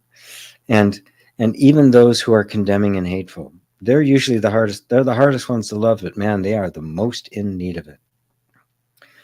So, getting on end time here. Die before you die and discover there's no death. Yeah. And I got a second question. I started down this path because I have terrible social anxiety, but I simply cannot drop my agenda to cure it. How do I reconcile when I can't drop my agenda? Thanks. Well, first off, you don't have to drop the agenda. Don't force anything. When I talk about reconciliation, I don't know if you've done my inner reconciliation courses. There's no forcing of it, right? Reconciliation takes place as a result of completely allowing things to be as they are. Now, there's an agenda, right? Now, I have social anxiety, right? And then there's an agenda around that, right? The social anxiety will create a bunch of behaviors, right? To avoid certain things and certain people and not put myself, right? It's very limiting, right? And of course, that's what you feel. That's why you want to, right? Remember, that same feeling of social anxiety is inspiring within you a desire for the freedom of it. Notice they come in pairs, right? Whatever we experience that seems untoward, the only reason it feels untoward is because there's another part of us that knows there's something beyond, that's reaching for freedom. So if we acknowledge that that's what's happening, our very nature is reaching for increased freedom because its nature is pure, unadulterated, infinite freedom. So now I can look at the social anxiety and see it for what it actually is. The nervous system, which got into a particular position that because of things that really happened in your life, the creative traumatic energy, it created a strategy of keeping you out of those situations. And the way it did that was to create a sense of anxiety whenever you got into them, which meant, of course, when we feel anxious, we want to pull back. And so, good, mission accomplished. I'm keeping you out of that. But now that worked, right? That worked when you were younger. It was successful, and it kept you safe. You got it to here. But now our vision for ourselves, our desire for freedom has become more acute. It's become more powerful. And so now suddenly this could be seen as a problem, right? And if you do that, well, now you get into a fight with it, and you can't win that fight, right? Because the more aggressive you get with it, the more angry at it, the more you try to push it away, the more it senses danger and digs in its heels. It doubles down, right? And tries to create more anxiety for you, right? And so if you realize that it's simply trying to keep you from getting hurt, that's all it's trying to do. So it's your friend. That's the first transformation that takes place. Oh, this isn't an enemy. This is my overzealous friend, right? So, okay, you're my friend. I love you. You'll see me do that all the time in tapping. Thank you. I love you. Just smother it in love, right? Just smother it. Boatloads of love. It's like, oh, that's all it's trying to do. And it's been doing it 24/7, since the day it saw the need to do it. It's just completely loyal. Believe me, it doesn't want to be in that position, right? Your nervous system doesn't want to be that. It wants to be free, but it's not safe to be. So I'm doing my job. Okay, good. So now we've established that relation. There's the first level of reconciling. I've now reconciled with it, haven't I? It's no longer an enemy. It's, okay. Okay, it's not my enemy, right? So, but right now, because of the strategy that it's using to protect me, which I needed then, I can't get to what my expanded vision is, which requires more freedom. So now the other part of that is giving more attention to what you want the freedom to look like. What does it look like to be socially comfortable? To let yourself be seen, right? To be seen and accepted. What would that feel like? To just kind of reach out and go, oh, wow, we like her. Come on in. Come on in. Come on. Oh, I love what you have to share. See, now, the more you put your attention, oh, that feels so good. But now this is, it's going to, whoa, is that safe? And you go, well, let's find out, right? I don't want that. Whatever had happened before that made you do this, I don't want that either. So you and I, we're like this. We're buds, right? But now there's also this. I want more freedom. And of course, that's Nat. And you know what? So do you. I should get puppets. Don't you think? Desire, freedom, safety. Can we talk? I just may do that. But you can see what's happening, right? If you're just trying to force this, it's not going to work. But now it's like, oh, wait a minute. Can these guys dance together? Can I show this that this is not only safe, it's desirable, it's better, it's more safe than what we have. And we can drop these defensive patterns and we'll find new ones, that we're going to need. There's certain defenses that'll be needed in this situation. I need a sensitivity as to who I can open up to, who I can't, right? Because it can't be everybody. This just conclude, well, the best way to keep you safe is to don't open up to anybody, right? Which is a good strategy, right? But a little draconian, a little extreme, right? So, all right. So I want to know the difference. So maybe we can discern the wisdom. Notice they're talking now. They're interacting. Desire is leading, right? This desire for greater freedom. That's all it is. I want more freedom of expression, and you can't be a human being without wanting that, right? Is now directly interacting with that part of us whose job it is to make it safe for you to be free.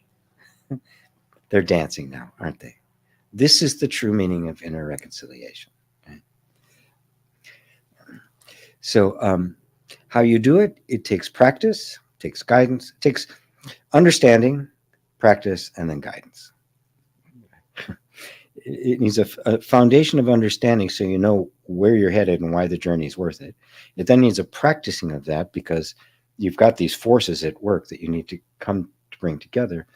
And then it needs guidance by somebody who's been there who can watch out, there's a pothole there, right? Or when it gets really overwhelming, right? Somebody can say, it's okay, let's just be with this overwhelm, because sometimes you just can't do it by yourself, right? And that's why there's teachers and sanghas and all that great stuff. Wonderful. Thank you, Ian. Wonderful.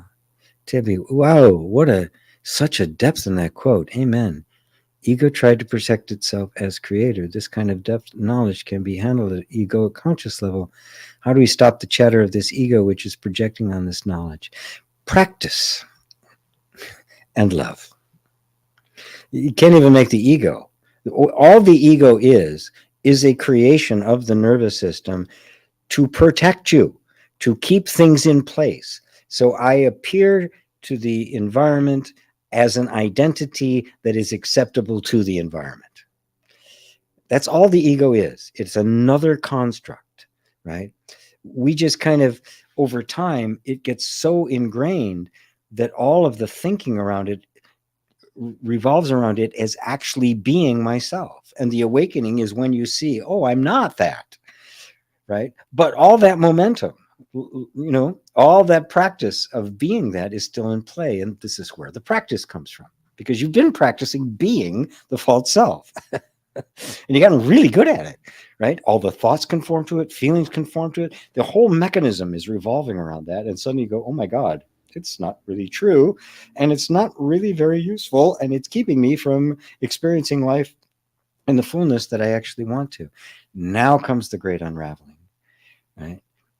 And so you'll find you don't have to stop the chatter of the ego. If you try to stop it, it gets stronger, right? Whatever you put your attention gets stronger. And the moment you say, I got to stop it chattering, you've made an it. It's not an it. It's a function. It's just something happening created by your nervous system. There's nothing there, right? As I always like to say, it's like Siri. You can ask Siri a question. You say, I'm sorry, I don't know. There's no I there, right? It's just, it's that are there in a pattern. And so it's not projecting anything.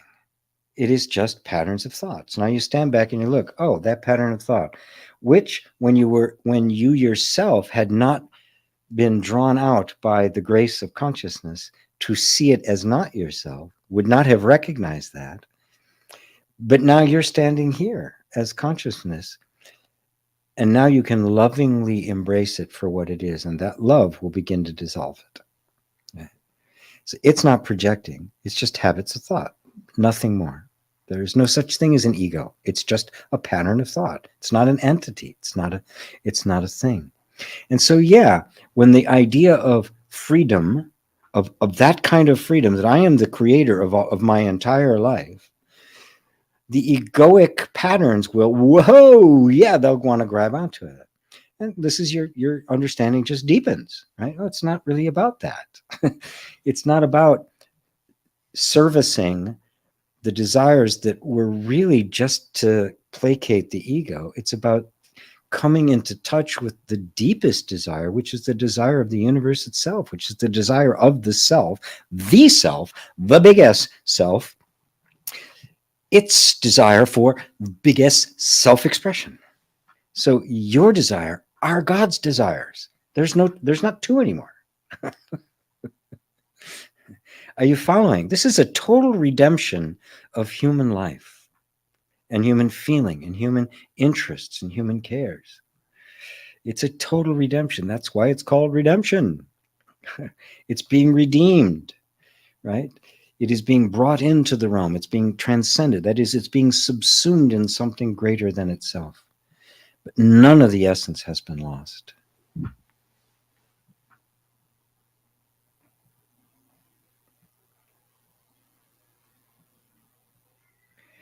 I'm going to scan through here because I've gone over the 2 hours. I just want to make sure.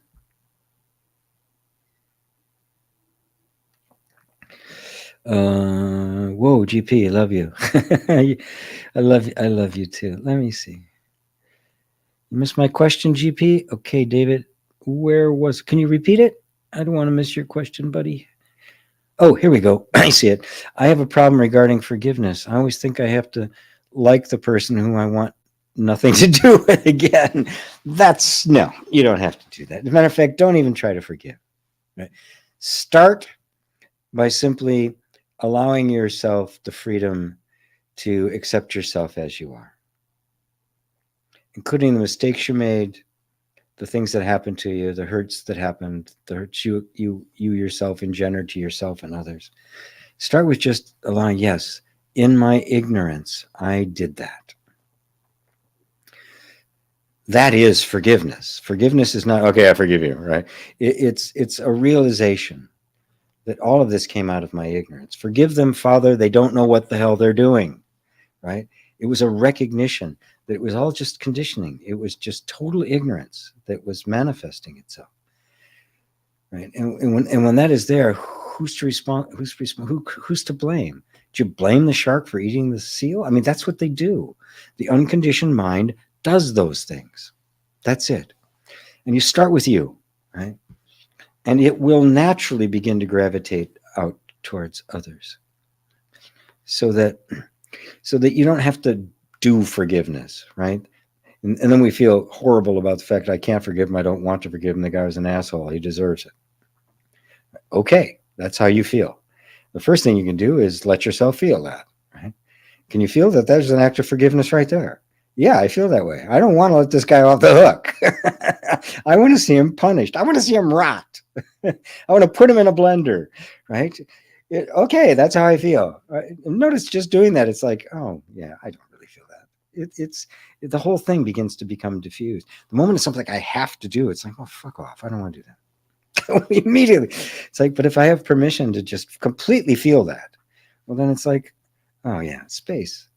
It's now safe for me to feel whatever I'm feeling, even when it's nasty and vindictive, right? But it's safe for me to feel that way. And in that safety, what happens? It just dissolves, because the deeper desires for freedom and love. That's what's really behind it all. Folks, that's the only thing that's ever motivated you for anything, is freedom and love. It has been behind everything, no matter what it's appeared out here, no matter how it's looked out here in the manifest world. What's been underneath has always been the desire for an ever-increasing freedom. An ever-increasing freedom. It never gets any smaller. It just keeps getting bigger. It never ends. This is the great mystery. It is the perpetual, unending, relentless unfoldment of a perfection that is absolutely changeless.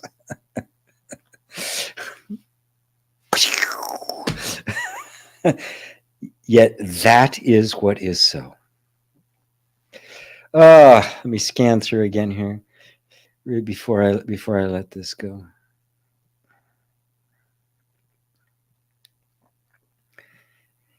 Thank you, GP. I feel that the first few days I was like, damn, I'm going to be put in the psych ward if I tell anyone.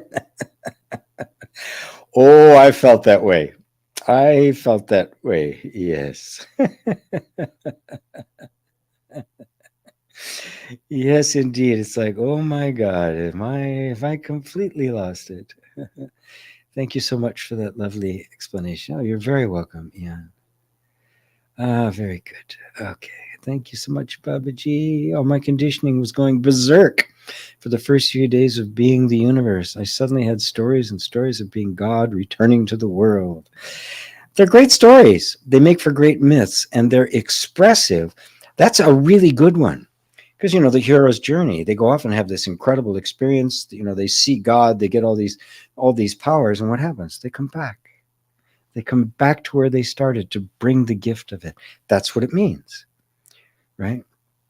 You see God, but then you become God, but then you come back, because God is love. You come back, and guess what? You are too. Come on, come. Right now, see you, Benji. I suddenly had stories and stories about being God returning to the world. These are the myths, aren't they? Look at the myths. This is what they are. They're referring to this exact experience, but giving it a mythological, telling it as a story and not as a set of facts. Right now, it's going back and forth between person and God, but I've seen everything so clearly, there's no going back. Right. The person can still be there. You need the person, right? Without the person, you're crazy because there's nobody here. You need the person. You're just not the person. And you'll notice that the person now will morph and change and beautifully mold itself to whatever the circumstances are. So, in the circumstances, you'll find yourself being and acting exactly what the circumstances need, but there'll be no sense of limit on it. There'll be no sense of identification with it. It's just, I have liberated the person, the persona, to become whatever it needs in the moment. That is the most loving thing in the moment and the most possibility of what I can express in the moment. Because the moment may not allow me to fully express myself, right? But it will provide the persona through which as much of me as can be expressed will be expressed. So the persona isn't your enemy. It is the human life. It is the form, right?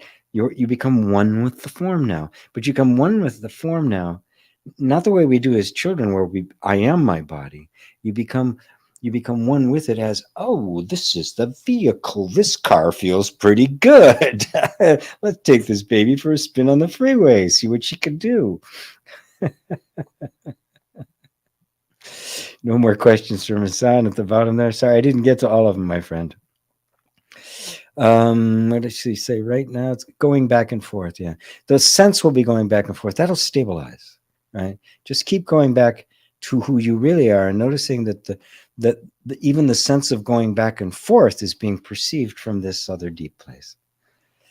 And eventually, the persona will begin to mold itself around. It'll begin to more and more give expression to it, because the persona is beautiful, right? I like GP. I like this persona. It's like, this is really a great vehicle, right? I'm going to miss it when it's gone.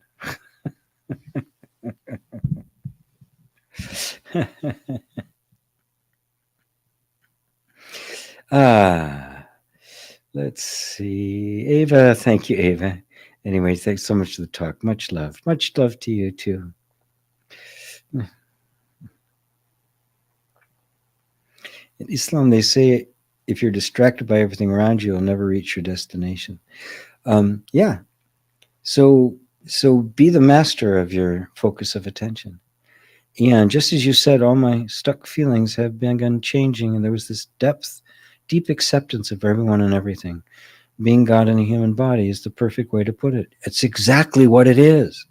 When you see that God is not a person, which is the Western way of looking at it, and a lot of parts of the world, but is a word to represent the impersonal animus of all things, then yes, I am that unmanifested oneness expressing itself in a form, and without the form, that oneness could not express itself. Therefore, this is necessary.